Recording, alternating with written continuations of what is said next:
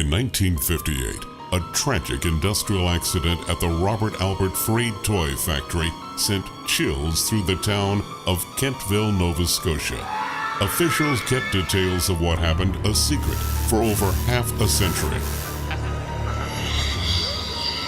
This October, 60 years since that horrible night, we invite you to tour the site of this frightening mystery and embark on the investigation yourself.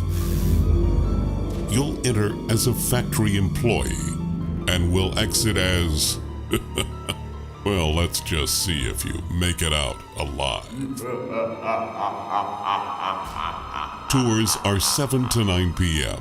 every Friday and Saturday night in October at the Kentville Post Office Basement.